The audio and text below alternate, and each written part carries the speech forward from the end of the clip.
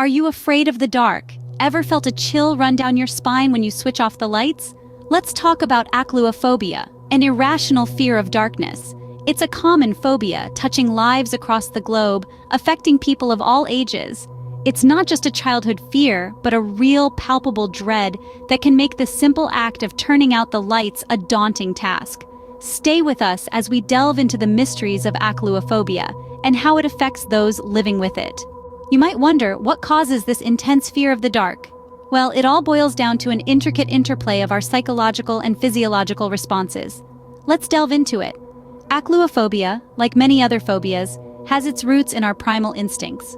Our brains are hardwired to be wary of the unknown. And what could be more unknown than a space where our primary sense, vision, is rendered useless?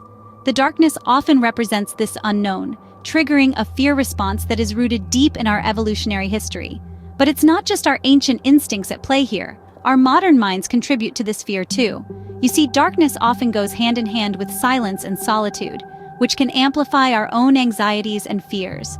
The absence of visual stimuli leaves room for our imagination to run wild, often conjuring up worst-case scenarios. This fear can trigger the body's fight or flight response, a survival mechanism that prepares us to face potential danger. This can lead to symptoms like a rapid heartbeat, sweating, trembling, and feelings of dread. It's our body's way of saying, stay alert, something might be out there in the dark. So, achluophobia is more than just being scared of the dark. It's a complex reaction to the unknown, a mix of our primal instincts and modern anxieties. As you can see, it's not just about being afraid of the dark. It's a complex interplay of our instincts and emotions. But what does it really feel like to live with achluophobia? Imagine the life of Sarah, a 40-year-old woman who hasn't slept with the lights off for decades. Every night her room is filled with light, as though it were high noon. Her fear of darkness is so intense that even a brief power outage sends her into a state of panic. She's tried therapy, but the thought of being in a dark room, even for a moment, is too overwhelming to bear. Then there's Michael, a young man in his 20s. His friends love to go camping, stargazing, and enjoy the nightlife. But he always declines their invitations. He's not antisocial. He's achluophobic. The setting sun is his signal to retreat indoors. His fear of darkness has cost him relationships and experiences. It's not that he doesn't want to join the fun, it's that the darkness holds him captive.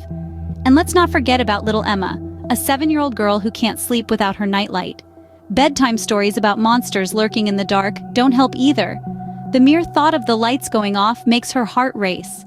Her parents have tried to help her overcome her fear, but their efforts are often met with tears and tantrums. The darkness for her is a terrifying unknown filled with unseen threats. These are just a few examples of how achluophobia can affect people's lives. It's not just about being scared of the dark. It's about the constant anxiety, the missed opportunities, the sleepless nights, the strain on relationships. It's about living in a world that turns terrifying as soon as the sun sets. Achluophobia isn't a fear that comes and goes with Halloween or a scary movie. It's a persistent, all-encompassing dread that can dictate how a person lives their life. It's a reality that many have to face day after day, or more accurately, night after night. These stories show us the human side of achluophobia, reminding us that it's not just a fear but a reality for many. Is there a light at the end of this dark tunnel? Absolutely. And there's more than one way to reach it. Overcoming achluophobia might seem like a daunting task, but with the right strategies and support, it's entirely possible. One of the most effective ways to conquer this fear is through therapy. Cognitive behavioral therapy, for instance, can help you understand and change thought patterns that lead to fear and anxiety. Another approach is exposure therapy, where you gradually and repeatedly expose yourself to the fear until it becomes less overwhelming.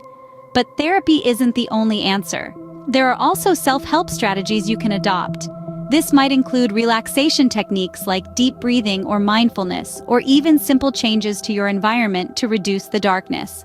However, if your fear of darkness is severely impacting your daily life, it's crucial to seek professional help.